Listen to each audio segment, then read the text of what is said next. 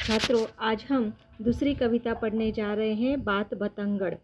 बात बतंगड़ इस कविता के कवि है काका हाथरसी।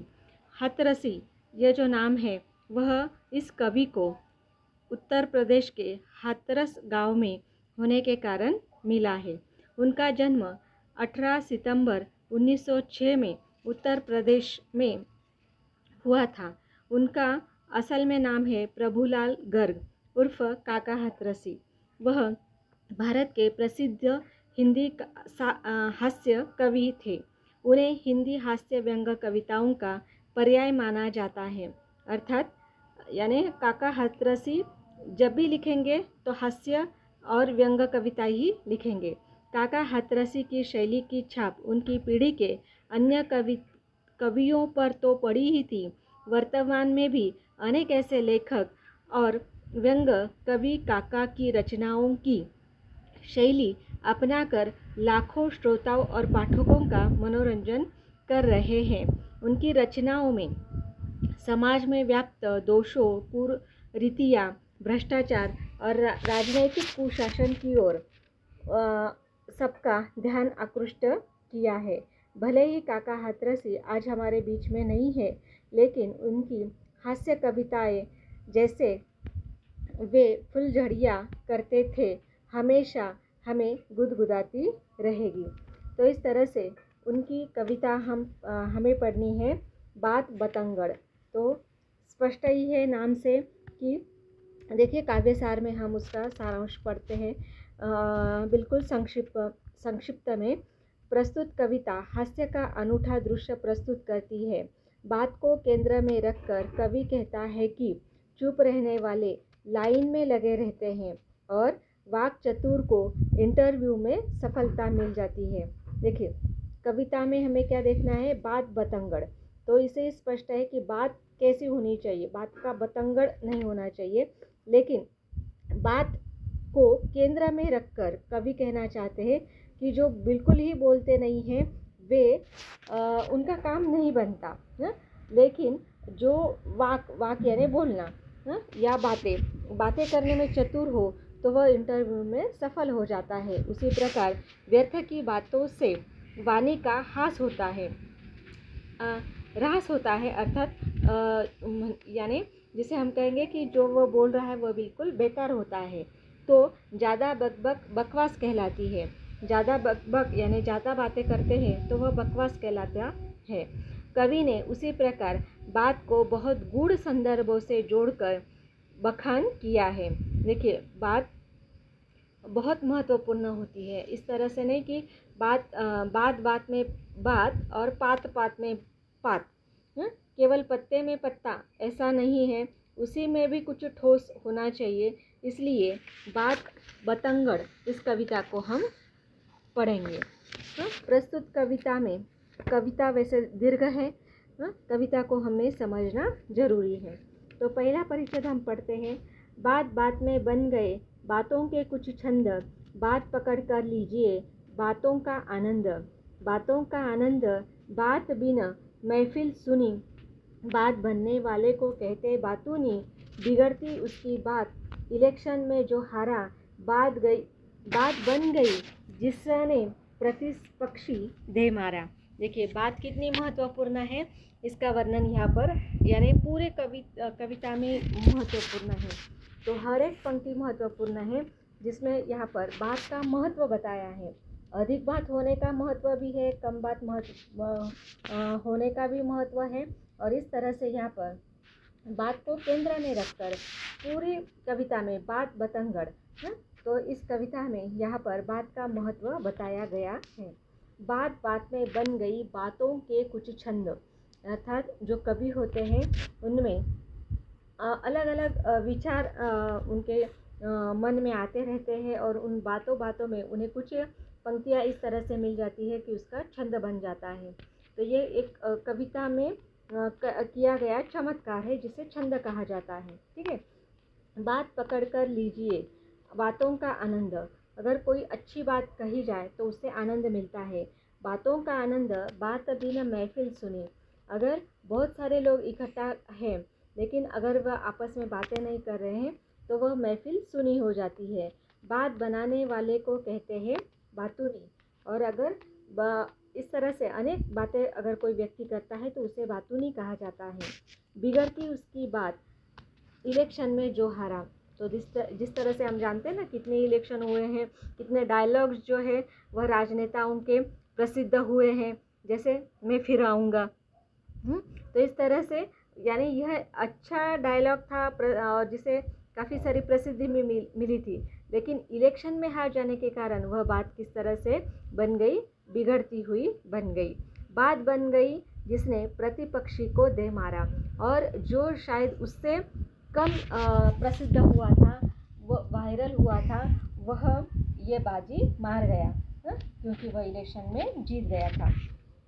अगला परिच्छेद देखेंगे हम, जीवा द्वारा बात को नहीं हो सके बखान। मीठी कड़वी बात का अनुभव करते कान। आदमी जानो उसको चुभती हुई बात, कोई लग जाए जिसको। हास्य व्यंग्य बातों से बत्ती सी खिल जाती है, बात बात में पोशिंदा बातें मिल जाती है।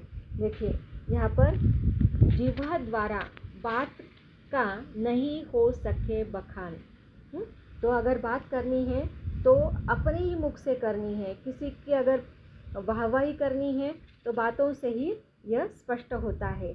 मीठी कड़वी बात का अनुभव करते कान। और इस तरह से हमारे जो कान है वह श्रोता का काम करते एक तरह से, इसलिए चाहे वह मीठी बात हो या कड़वी बात हो, वह अनुभव करता है, सुनता है। अनुभव करते कान, आदमी जानो उसको चुभती हुई बात, कोई लग जाए जिसको। तो इस तरह से यहाँ पर हमारे जो कान अनुभव करते हैं या जो सुनते हैं, वह आदमी जानो उसको, उसे आदमी जानना चाहिए। चुभती हुई बात, कोई लग जाए जिसको। और अगर कोई चुभने वाली बात हो जाए तो वह उसके हृदय को एक तरह से जख्मी करती है। हास्य व्यंग बातों से बत्ती सी खिल जाती है। और इस तरह से अगर कोई गंभीर या कोई चुभने वाली बात न हो और हास्य व्यंग अगर की बात हो, यानी हल्की फुल्की या कोई विनोद निर्माण करने वाली, कोई जोक निर्माण करने वाली बात हो, तो हमारी बत्ती सी यानी हमारे दांत यानी हम खिलखिलाकर हंसते हैं। बात में पोशिंदा बातें मिल जाती है। पोशिंदा का मतलब है हमारा भरण पोषण करने वाली बात, यानी जो हमें अच्छी लगती है ऐसी बातें। तो इस तरह से ऐसा माना जाता है आध्यात्म में भी कि जो सुख की बातें होती है वह हमारे आत्मा का विकास करती है, और जो दुख की बात होती है वह हमारे आत्मा को एक तरह से छलनी करती है। तो इस तरह से इसलिए जो मुस्कुराने की, हास्य व्यंग की जो बातें हैं उनका महत्व बहुत मायने रखता है। इसलिए यह बातें यहाँ पर स्पष्ट है कि हास्य व्यंग बातों से बत्ती सी खिल जाती है, बात में पोशिंदा बातें मिल जाती है। यानी हमारे एक तरह से हमारा विकास इन बातों से हो जाता है। बात में इस तरह से बातें करनी चाहिए, लेकिन वह एक तरह से सार्थक हो, योग्य जगह पर योग्य इस तरह की बातें होनी चाहिए। जरा सी बात पर हो नाराज़ हुजूर, बात रोग से ग्रसित है, रहिए इनसे दूर। मार बातों का धक्का, उल्टी सीधी बातों से जीते मुँह बक्का। तो ये भी बहुत दिखाई देता है। देखिए यहाँ पर समाज में हमारे जो कवि है वह स्वयं अनुभव करते इस तरह का करते हैं, और इसीलिए इसका जो प्रतिबिंब है उनकी कविता में दिखाई देता है। जैसे देखिए इनका अनुभव वे बताते हैं, जरा सी बात पर हो नाराज़ हुजूर। तो कुछ लोगों को छोटी छोटी बातों पर नाराज़ होने की आदत होती है, ठीक है।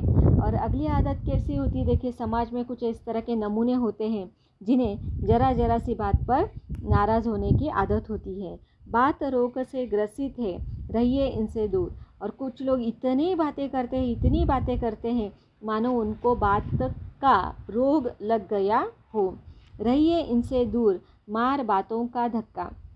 तो इन लोगों से इस तरह की बातें करनी चाहिए कि वे हमसे दूर ही रहे। उल्टी सीधी बातों से जीते मुँह बक्का। और ऐसे कुछ लोग होते हैं जो उल्टी सीधी पढ़ाकर या बातें करके अपना उल्लू एक तरह से सीधा करते हैं। चुप्पा टाइप व्यक्ति लगे रहते हैं क्यों में, वाक चातुर्य को मिले सफलता इंटरव्यू में।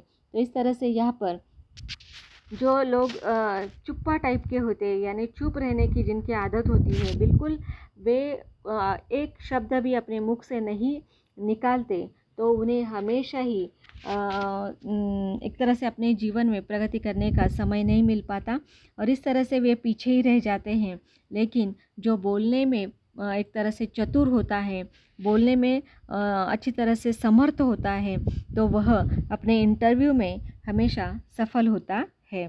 कर लीजिए कुछ देर को बंद कान के छेद, नयन नयन से बातें करे, खुल जाए सब भेद, खुल जाए सब भेद। गांव के हो या शहर के, कुछ अनुभवी बुजुर्ग बात कह देते हैं गहरी। तो इस तरह से देखिए आगे यहाँ पर कवि कहना चाहते हैं कि कर लीजिए कुछ देर को बंद कान के छेद। हमेशा ही सुनना यह अच्छा नहीं होता, कभी कभी सुनाना भी महत्वपूर्ण होता है। तो इस तरह से यहाँ पर केवल सुनना ही नहीं, तो किस तरह की सुनवाई होनी चाहिए। देखिए यहाँ पर कवि कहते हैं नयन नयन बातें करें, यानी एक दूसरे से आंखों ही आंखों में बातें करें। खुल जाए सब भेद, यानी सामने वाले को हम जो कहना चाहते हैं वह अगर समझ जाए तो खुल जाए सब भेद, गांव के हो या शहर के, यानी चाहे वह व्यक्ति कहाँ भी निवास करता हो, तो उसके भावनाओं को हमें पढ़ना आना चाहिए, समझ में आना चाहिए। यह अनुभवी बुजुर्ग लोगों ने कहा है और यह बात बहुत गहरी है। इस तरह से काका हथरसी जो है वह कहना चाहते हैं। ठीक है, अगले पेज में हम पढ़ते हैं, कह काका छुंजी बातें पर ध्यान न दीजिए, ऊंची बातें ग्रहण कीजिए, शिक्षा लीजिए। तो इस तरह से यहाँ पर भी बात को ही केंद्र में रखकर कवि ने एक बहुत महत्वपूर्ण बात हमें बताई है कि जो छुज्जी बातें हैं, बेमतलब की बातें हैं, कुछ इस तरह की निरर्थक बातें हैं, उन पर ध्यान नहीं देना चाहिए। तो ऊंची बातें ग्रहण कीजिए, शिक्षा लीजिए। तो ऊंची ऊंची बातें हमें सुननी चाहिए, जो आदर्श हो, जो शिक्षा प्रदान करती हो, इस तरह की बातें हमें लेनी चाहिए। ठीक है, आगे कहते हैं व्यर्थ बात मत कीजिए, हो वाणी का रास, बकबक ज़्यादा होए तो बन जाए बकवास, बन जाए बकवास। न झूठी बात बनाओ, चिकनी चुपड़ी बातों से चमचे कहलाओ। तो यहाँ पर हमारे जो बूढ़े बुजुर्ग हैं वह भी यही कहते आए हैं कि ऐसी बात करनी चाहिए कि जो व्यर्थ न लगे किसी को, झूठी न लगे किसी को। हाँ, नहीं तो वह वाणी का क्या हो जाता है, हास हो जाता है, लोग उस पर हंसते हैं, यानी एक तरह से उसका मजाक बना देते हैं। हाँ, अगर वह व्यर्थ बातें करे तो। और अगर कुछ व्यक्तियों की इस तरह की आदत होती है कि वे ज़रूरत से ज़्यादा बोलते हैं, बकबक ज़्यादा होए तो बन जाए बकवास, तो वह भी व्यर्थ की बेमतलब की बात हो जाती है। बन जाए बकवास, न झूठी बात बनाओ। तो इस तरह से ऐसी बात बोलनी नहीं चाहिए जिसे सामने वाले कहे कि वह झूठ है। और कुछ लोग ऐसे होते हैं, चिकनी चुपड़ी बातों से चमचे कहलाओ। अपना स्वार्थ, अपना उल्लू सीधा करने के लिए कुछ लोग चिकनी चुपड़ी बातें करते हैं, तो यहाँ पर लोग उन्हें चमचा कहते हैं। ज़्यादा देर तक वे अपनी बातों से अपना स्वार्थ नहीं निकाल सकते, क्योंकि लोग भी इतने समझदार होते हैं और उन्हें वे चमचा कहकर एक तरह से उनका अपमान ही करते हैं। देखिए आगे क्या कहना चाहते हैं, प्रेमी जोड़ा करे पार्क में काना बाती, इनका बतरस लेने का तबीयत ललचाती। मोड़ो अपना करियर, छोड़ो गंदी बात, आनंदी बातें करो, तज दुख द्वंदी बात, तज दुख द्वंदी बात। बात हो जाए गड़बड़, जरा जरा सी बातों का बन जाए बतंगड़। तुनक मिनाजी लोगों से क्या करिए बातें, बातों ही बातों में चल जाती है लाते। तो यहाँ पर एक उदाहरण उन्होंने दिया है कि प्रेमी जोड़ा पार्क में यानी बगीचा में कुछ धीरे आवाज़ में बातें करते हैं, तो इस तरह से वे बतरस लेने की तबीयत ललचाती। तो आपस में उनकी जो बातें हैं उसका आनंद वे लेने के लिए उत्सुक होते हैं। बस यह एक उदाहरण दिया है। आगे चलकर कवि कहते हैं, मोड़ो अपना करियर, छोड़ो गंदी बात। तो इस तरह से यहाँ पर अपने करियर को बनाने के लिए एक जो पड़ाव होता है, जो एक घुमाव होता है, वहाँ पर एक करियर की दिशा होनी आवश्यक है। इसलिए जो हम रास्ते से भटक जाते हैं उन बातों को छोड़ देना चाहिए। आनंदी बातें करो, तज द्वंद्व दुखी बात, दुख द्वंदी बात। तो इस तरह से केवल आनंद की बातें करनी चाहिए। तज तज यानी त्यागना, दुख की बात, और द्वंदी द्वंदी का अर्थ करे या ना करे, इस तरह की जो बातें हैं उसको हमेशा छोड़ देना चाहिए। तज दुख द्वंदी बात, हो जाए गड़बड़।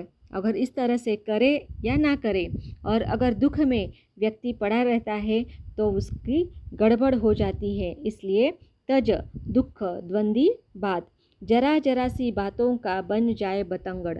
और कुछ लोग ऐसे होते हैं कि जो जरा जरा सी बातों पर उसका गलत मतलब निकाल कर बात का बतंगड़ बना देते हैं। जो तुनक मिजाजी होते हैं, यानी तुरंत जिन्हें गुस्सा आता है, ऐसे लोगों से क्यों करिए बात, ऐसे लोगों से बात ही नहीं करनी चाहिए। इस तरह से काका हथरसी कहना चाहते हैं, क्योंकि बातों ही बातों में चल जाती है लाते। तो ये लोग तुनक मिजाजी जो लोग होते हैं, यानी तुरंत गुस्सा आने वाले जो लोग होते हैं, बात करते करते कब उनके हाथ चल जाए, लाते चल जाए, पता ही नहीं चलता, कब वह मारा मारी करने लगे, इसका भरोसा नहीं रहता। इसलिए ऐसे लोगों से बात ही नहीं करनी चाहिए। ठीक है, अगली पंक्तियों में देखिए, कवि कहना चाहते हैं, बोल रहे हो मंच पर गायक कवि उस्ताद, वाह वाह क्या बात है, खुलकर दीजिए दाद, खुलकर दीजिए दाद। बात कुछ कहे निराली, कलाकार की करो प्रशंसा, पीटो ताली, आलोचना करो तो इतना कष्ट कीजिए, कानाफूसी छोड़ बात स्पष्ट कीजिए। तो इस तरह से यहाँ पर जो कलाकार है, और वह अपनी कला का जिस तरह से वे पेश करते रहते हैं, तो काफ़ी सारी मेहनत होती है। हम देखते हैं कि कलाकार काफ़ी सारा जो उनका हुनर है उसको निखारने के लिए काफ़ी सारी मेहनत उसे करनी पड़ती है, चाहे वह गायक हो, उस्ताद हो या कवि हो।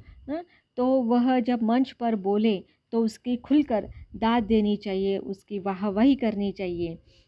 और बात कुछ कहे निराली, अगर कुछ अलग सी बात वह करता है तो उसकी प्रशंसा करनी चाहिए, ताली पीटनी चाहिए, उसको प्रोत्साहन देना चाहिए, उसका हौसला बढ़ाना चाहिए, उसकी खुशी में खुश होना चाहिए, उसकी बातों से सहमति दर्शानी चाहिए। और अगर हमें उसमें कुछ कमियां या गलतियां दिखाई दिए तो वह स्पष्टता से बतानी चाहिए, ना कि कानाफूसी करनी चाहिए। देखिए, आलोचना करो, आलोचना का अर्थ हमने देखा था कि अच्छी तरह से देखना, अर्थात वह जो कलाकृति है किसी भी कलाकार की, उसमें क्या कमियां हैं उसको अगर दर्शाना है तो आलोचना करो तो इतना कष्ट कीजिए। यानी अगर आपको साफ तरीके से उसे बताना है कि आपने जो कलाकारी पेश की है उसमें इस तरह की त्रुटियां थी, तो ये स्पष्टता से बताना चाहिए, ना कि कानाफूसी करनी चाहिए। ठीक है, और कविता का जो अंतिम परिचय है उसको हम पढ़ेंगे। कच्ची पक्की बात से वक्ता जोड़े लिंक, भाषण सुरा विरोध पर डेली करते ड्रिंक, बात के धनी घनेरे, जय हो श्री राम, जय हो श्रीमान, पर उपदेश कुशल बहु तेरे, अपने ऊपर कभी आपने किया गौर है, नेताजी ने कहा हमारी बात और है। तो इस तरह से यहाँ पर कुछ लोग कच्ची पक्की जो बातें होती है, यानी जो आधा सुना होता है उसे ही वक्ता जोड़े लिंक, यानी जो सुनता जो कुछ उसने सुना है और जो कुछ वह बोलने जा रहा है उसको वह आधा ही ज्ञान होता है उस बात के बारे में, जो कुछ उसने आधा सुना होता है उसे जोड़ने की कोशिश करते हैं। भाषण सुरा विरोध पर, देखिए यहाँ पर कुछ नेता इस तरह से होते हैं या वक्ता इस तरह से होते हैं कि जो भाषण सुरा यानी शराब के विरोध पर इतना ज़ोरदार भाषण करता है, इतनी ज़ोर ज़ोर से बातें करता है, इतनी आदर्श बातें करता है, लेकिन वह क्या है, डेली करते ड्रिंक। डेली का मतलब है हर दिन वह शराब पीता है और शराब विरोधी भाषण करने में वह माहिर है। डेली करते ड्रिंक, बात के धनी धनेरे, केवल बोलना ही उन्हें आता है, वास्तव में वह कुछ करते नहीं है। जय हो श्रीमान, ऐसे लोगों की जय होती है, पर उपदेश कुशल बहु तेरे। और लेकिन उपदेश देने में वह काफ़ी माहिर होते हैं, कुशल होते हैं। बहु तेरे, ऐसे अनेक लोग होते हैं। अपने ऊपर कभी आपने किया गौर है, और ऐसे लोगों ने कभी खुद पर गौर किया है ना, कि जो शराब पर भाषण देते हैं और खुद शराब पीते हैं।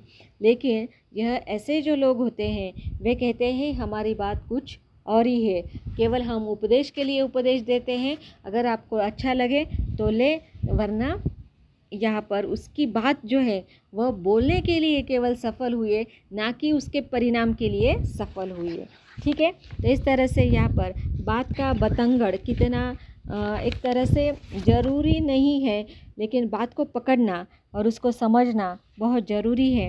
इस तरह से यहाँ पर काका हाथरसी ने बात को केंद्र में रखकर बात का जो महत्व है हमारे जीवन में उसको दर्शाने की कोशिश की है। ठीक है, धन्यवाद।